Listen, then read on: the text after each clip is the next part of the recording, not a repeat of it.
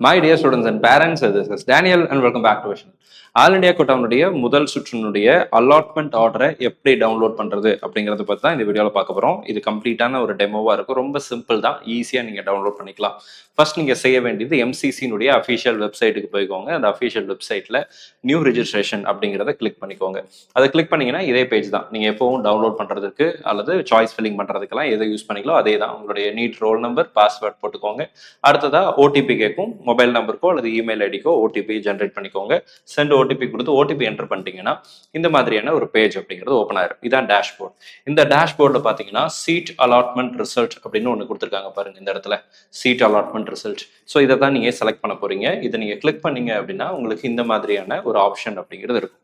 இந்த இடத்துல இங்க பாருங்க, view seat allotment incomplete, download provisional seat allotment incomplete அப்படின்னு சொல்லி இருக்கு. அப்போ உங்களுக்கு கிடைச்ச காலேஜ் உங்களுக்கு ஓகே ஜாயின் பண்ணிக்கலாம் அப்படின்ற மைண்ட் செட்டுக்கு வந்துட்டீங்க அப்படின்னா நீங்க இதை டவுன்லோட் பண்ணலாம். எதை கிளிக் பண்ணணும் அப்படின்னு சொல்லி கேட்டீங்கன்னா இந்த இடத்துல பாருங்க, சீட் அலாட்மெண்ட் ரிசல்ட் அப்படின்னு இருக்கு பாத்தீங்களா, இதை நீங்க கிளிக் பண்ணுங்க. Once you click this particular thing, உங்களுக்கு வந்து இந்த மாதிரி உங்களுக்கு எந்த காலேஜ் கிடைச்சிருக்கு அப்படிங்கிற ஆப்ஷனை இங்கே டிஸ்பிளே பண்ணுவாங்க. ஸோ இந்த கேண்டிடேட்டுக்கு எஸ்ஆர்எம் டென்டல் காலேஜ் கிடைச்சிருக்கு. இடம் கிடைத்த மாணவர்கள் மாணவிகள் எல்லாத்துக்குமே மிஸ்பா அகாடமி சார்பாக எங்களுடைய வாழ்த்துக்களும் பாராட்டுகளும். ஸோ உங்களுக்கு எந்த காலேஜ் கிடைச்சிருக்கு, அது எந்த ரவுண்டு அண்ட் உங்களுடைய எந்த டேட்ல ரிசல்ட் ஆயிருக்கு, இன்னைக்கு தான் ரிசல்ட் விட்டுருக்காங்க, 13ஆம் தேதி தான் ஃபைனல் ரிசல்ட். ஆனால் ப்ரொவிஷனல் ரிசல்ட் டேட்டே போட்டுறது 12ஆம் தேதி அப்படின்னு சொல்லிட்டு. ஏன்னா தப்பு வந்துடக்கூடாது பாருங்க, 18ஆம் தேதி ஷார்ட் டைம்ல ரிப்போர்ட்டிங்க்கு. ஸோ அப்படி கொடுத்துருக்காங்க. அடுத்ததா பாத்தீங்க அப்படின்னா ஓகே, இப்போ உங்களுக்கு எந்த காலேஜ் வந்திருக்குங்கிறத நீங்க இங்க பாத்துட்டீங்க. ஓகேங்களா, இங்க பார்த்தாச்சு. இப்போ சீட்டே அலாட் ஆகலைன்னா இந்த இடத்துல எதுவும் வராது. ஓகேங்களா, சீட் அலாட் ஆன கேண்டிடேட்ஸ் தான் இது வரும். அடுத்ததா இங்க இருக்கிற டவுன்லோட் சீட் அலாட்மெண்ட் அப்படிங்கிறத கிளிக் பண்ணீங்கன்னா இந்த இடத்துல ஒரு டவுன்லோட் ப்ரொவிஷனல் அலாட்மெண்ட் லெட்டர் அப்படின்னு சொல்லி ஒன்று இருக்கும். இந்த ப்ரொவிஷனல் அலாட்மெண்ட் லெட்டர் அப்படிங்கிற இந்த பிடிஎஃப் கிளிக் பண்ணீங்க அப்படின்னா, இந்த லிங்கை கிளிக் பண்ணீங்க அப்படின்னா உங்களுக்கு ஒரு பிடிஎஃப் அப்படிங்கிறது ஓப்பன் ஆகிடும். இந்த பிடிஎஃப்ல உங்களுக்கு எந்த காலேஜ் வந்திருக்கு, உங்களுடைய ரோல் நம்பர், உங்களுடைய ஃபாதர் நேம், மதர் நேம், உங்களுடைய எல்லா டீடைல்ஸும் இதில் போட்டிருப்பாங்க. கியூஆர் கோடெல்லாம் இருக்கும். உங்களுக்கு எந்த காலேஜ் வந்திருக்கு அப்படின்னு போட்டு அந்த காலேஜினுடைய கான்டாக்ட் நம்பர் அண்ட் ஃபோன் நம்பரும் இமெயில் ஐடியும் கொடுத்துருப்பாங்க. உங்களுக்கு எக்ஸ்ஆர் ஒய் எந்த காலேஜ் கிடைச்சாலும் எல்லா காலேஜோட contact number, nodal officer mobile number அப்படிங்கிறது கொடுத்துருப்பாங்க. இந்த நம்பருக்கு நீங்கள் என்ன பண்ணிக்கலாம்னா கால் பண்ணி எனக்கு இந்த காலேஜ் வந்திருக்கு, நான் எப்போ அட்மிஷன் ப்ராசஸ்க்கு வரணும் அப்படிங்கிறத கேட்டுக்கோங்க.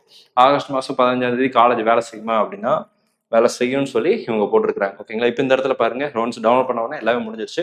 அலாட்மெண்ட் ஆர்டர் அப்படிங்கிறது இப்படி தான் இருக்கும். ஓகேங்களா, அலாட்மெண்ட் ஆர்டர் அப்படிங்கிறது அதில் இப்படி தான் இருக்கும். எந்த காலேஜ் வந்திருக்குங்கிறது இருக்கும், அவங்களோட டீடைல்ஸ் இருக்கும், இன்ஸ்ட்ரக்ஷன்ஸ் கொடுத்துருக்காங்க, 4-5 இன்ஸ்ட்ரக்ஷன் கொடுத்துருக்காங்க.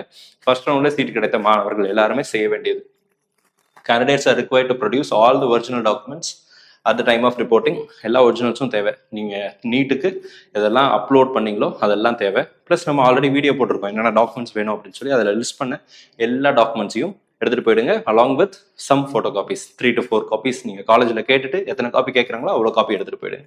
அடுத்ததாக candidate will be required to undergo medical examination at their own cost at a notified date. இது காலேஜில் உங்களுக்கு சொல்லுவாங்க, அந்த இடத்துல போய்க்கலாம். ஓகேங்களா, அடுத்த candidate is advise to report and join the allotted or medical college institute as early as possible. In some of the allotted college universities 3 to 4 days time is required to complete admission formalities. சில காலேஜஸ்ல 3-4 நாள் கூட admission formalities முடிக்கிறதுக்கு ஆகும் அப்படின்றத அவங்க சொல்லியிருக்கிறாங்க. Maximum deemed universities பொறுத்த வரைக்கும் உங்களுக்கு ஹாஃப் டேல முடிஞ்சிடும். ஒரு சில காலேஜஸ்ல ஒரு நாள் வரைக்கும் ஆகலாம், அல்லது அடுத்த நாள் மெடிக்கல் செக்கப்புக்கு வர சொல்லலாம். ஸோ அதனால லாஸ்ட் டேல போகலாம் அப்படின்னு இருக்கிறத அவாய்ட் பண்றது அப்படிங்கிறது நல்லது. ஒருவேளை தமிழ்நாடு ரிசல்ட் பார்த்துட்டு தான் ஜாயின் பண்ணணும் அப்படின்னு இருந்தீங்கன்னா வேற வழியில வெயிட் பண்ணி தான் ஆகணும். பட் அதுக்கு முன்னாடி நீங்கள் வந்து ஆல் இண்டியாவில் கிடைச்ச காலேஜே ஓகே அப்படின்னு நினச்சிட்டீங்க அப்படின்னா சீக்கிரமாகவே அட்மிஷன் ப்ராசஸ் போட்டுக்கோங்க. அடுத்து candidate is request to ensure that admission letter is issued and இந்த காலேஜ் ஆன்லைனில் ஜென்ரேட் பண்ணதை எடுத்துகிட்டு போகணும் அப்படிங்கிறத சொல்லி இதையும் பிரிண்ட் அவுட் எடுத்துக்கோங்க. ஓகேங்களா, அடுத்ததாக பார்த்தீங்க அப்படின்னா the candidate may give his willingness for participation in the participating in the next round. அடுத்த ரவுண்ட்ல ரீஅலாட்மெண்ட் போறீங்களா அப்படிங்கிறத கண்டிப்பா அந்த காலேஜ்ல இன்ஃபர்மேஷன் கொடுத்துருங்க. Because that is very much needed. Virtual வேகன்சிக்கு கணக்கெடுப்பாங்க.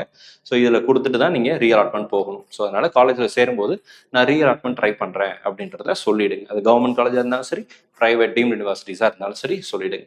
Candidate will be required to produce concern certificate, caste, PWD, EWS certificate at the time of admission. ஓபிசினா ஓபிசி, எதுவோ என்னென்ன கேட்டகரி சர்டிஃபிகேட்லாம் இருக்கோ அதெல்லாம் தேவைப்படுற நேரத்தில் கேட்டாங்கன்னா கண்டிப்பாக கொடுக்கணும். ஞாபகத்தில் வச்சுக்கணும். Important instruction: this provisional allotment letter is based on the personal data category sub கேட்டகரிலாம் நம்ம கொடுத்ததை வச்சு தான் இருக்கு, எங்களுக்கும் இதுக்கும் சம்மந்தம் கிடையாது, நீங்க கொடுத்த டேட்டா தான், இதெல்லாம் கரெக்டாக இருக்காங்கிறத வெரிஃபை பண்ணுவோம் அப்படின்றத சொல்லியிருக்காங்க. இதுல ஏதாவது மால் ப்ராக்டிஸ் அல்லது இதுல ஏதாவது மிஸ்டேக் இருந்துச்சுன்னா அட்மிஷனை கேன்சல் பண்றதுக்கும் வாய்ப்புகள் இருக்கு அப்படின்னு போட்டு அவங்க போட்டுக்கிறாங்க. இது கம்ப்யூட்டர் ஜென்ரேட்டட். சரிங்களா? ஸோ அவ்வளோதான், ரொம்ப சிம்பிள். நீங்கள் அலாட்மெண்ட் ஆர்டர் டவுன்லோட் பண்ணிட்டு இதை பிரிண்ட் அவுட் எடுத்துட்டு உங்களுக்கு எந்த காலேஜ் அலாட் ஆயிருக்கோ அந்த காலேஜுக்கு உடனே ஃபோன் பண்ணுங்க. அதில் நம்பர் இருக்கும், ஃபோன் பண்ணிட்டு ஃபீஸ் நீங்க பே பண்ண வேண்டியதில்லை. அலாட்மெண்ட் ஆர்டர் டவுன்லோட் பண்றதுக்கு ஃபீஸ் பே பண்ண வேண்டியதில்லை. ஆனால் காலேஜுக்கு போய் சேரும்போது ஃபுல் டியூஷன் ஃபீஸையும் பே பண்ணணும். ஒருவேளை அந்த காலேஜஸ்ல ஹாஸ்டல் ஃபீஸ் அதர் ஃபீஸஸும் கேட்குறாங்க அப்படின்னா அதையும் பே பண்ணணும். அப்படி பே பண்ணி கம்ப்ளீட் பண்ணாதான் அந்த அட்மிஷன் சீட்டுங்கிறது நமக்கு கன்ஃபார்ம் ஆகும். அலாட்மெண்ட் ஆர்டர் டவுன்லோட் பண்ணிட்டேன், சீட் எனக்கு கன்ஃபார்ம் அப்படின்னு சொல்லவே முடியாது. நீங்க காலேஜ்ல போய் ரிப்போர்ட் பண்ணி காலேஜ்ல உங்களுடைய அட்மிஷன் ப்ராசஸை முடிச்சா மட்டும்தான் உங்களுக்கு அலாட் ஆகிருக்கிற சீட்டு உங்களுடைய சீட்டாக மாறும். ஆர் அதர்வைஸ் அது செகண்ட் ரவுண்ட்ல வேக்கன்ட் சீட்டா மாறிடும். உங்களுக்கு அந்த சீட்டுக்கு மேல எந்த விதமான ஹோல்டும் இருக்காது. ஸோ உங்களுக்கு அந்த காலேஜ் பிடிச்சிருச்சுன்னா அந்த காலேஜ்ல தாராளமா ஜாயின் பண்ணிக்கோங்க. ஃப்ரீ எக்ஸிட் விடணுமா அப்படின்னு கேட்டா எனக்கு என்ன பொறுத்தவரை ஒரு சீட்டு கிடைச்சிருச்சு அப்படின்னா அதை ஃப்ரீ எக்ஸிட்ல விடுறது வந்து தவறான முடிவா இருக்கும். நல்லா யோசிச்சு முடிவு பண்ணி எனக்கு இந்த சீட்டு போனா பரவாயில்ல, நான் அடுத்த வருஷம் அடுத்த ரவுண்ட்ல ஒரு சீட் எடுக்க முயற்சி பண்றேன், கிடைக்கலன்னா நான் ரிப்பீட் பண்ணவும் தயாரா இருக்கேன் அப்படின்ற அளவுக்கு ரிஸ்க் எடுக்கிறவங்க ஃப்ரீ எக்ஸிட் அப்படிங்கிற ஆப்ஷனை கொடுக்கலாம். ஸோ நல்லா யோசிச்சுக்கோங்க. ஏன்னா காம்படிஷன் ஒவ்வொரு வருஷமும் இன்க்ரீஸ் ஆகுது. கவர்மெண்ட் காலேஜஸ்க்கும் இருக்கு, டீம்டுக்கும் இருக்கு, பிரைவேட் காலேஜஸ்க்கும் இருக்கு, கவர்மெண்ட் எம்பிபிஎஸ் பிடிஎஸ் எல்லாத்துக்குமே காம்படிஷன் இருக்கு. அதனால நல்லா யோசிச்சு முடிவு எடுத்துக்கோங்க. இந்த வீடியோ உங்களுக்கு யூஸ்ஃபுல்லாக இருக்கும்னு நினைக்கிறேன். யூஸ்ஃபுல்லாக இருந்துச்சு அப்படின்னு நினைச்சீங்கன்னா மறக்காம வீடியோ லைக் பண்ணிடுங்க. அண்ட் இந்த உங்களுக்கு எந்த காலேஜ் கிடைச்சிருக்கு அப்படிங்கிறத கமெண்ட் செக்ஷன் டைப் பண்ணுங்க. ஸோ தட் உங்களுடைய சந்தோஷத்துல நானும் பங்கு பெறுவேன் அப்படின்னு சொல்லி ஆசைப்படுறேன். ஸோ உங்களுக்கு எந்த காலேஜ் கிடைச்சிருக்குங்கிறத கமெண்ட் செக்ஷன் டைப் பண்ணுங்க. All the very best. Thank you so much. நம்ம சேனல்ல பார்க்கக்கூடிய மாணவர்கள் மற்றும் பெற்றோர்களுக்கு இதுவரை யாருக்காவது சீட்டு கிடைக்காம இருந்துச்சு அப்படின்னா அவங்களுக்கு எல்லாம் வர ரவுண்ட்ஸ்ல சீட்டு கிடைக்கணும்னு சொல்லி உங்களுக்கு ப்ரே பண்ணிக்கிறேன். All the very best. Thank you so much.